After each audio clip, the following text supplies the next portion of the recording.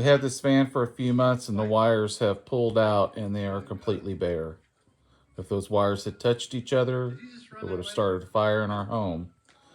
It just went out of warranty not too long ago.